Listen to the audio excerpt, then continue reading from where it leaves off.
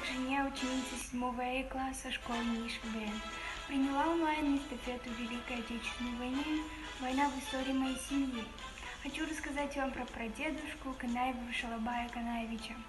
Наш дедушка родился в 1920 году в Аутарском районе Южно-Казахстанской области.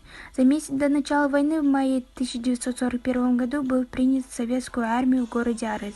Далее был вызван на войну. В бригаде был взвод командиром в отряде номер 81. В 1945 году встретил победу в городе Гамбург в Германии. Уважаемый партизан в Белорусском СССР. Вернулся в родное село в 1946 году с победой.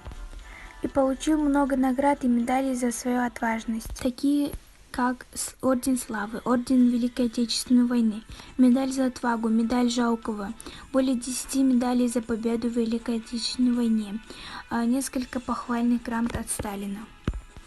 В 1946 году вернулся с войны живым и много лет проработал в преподавательской сфере.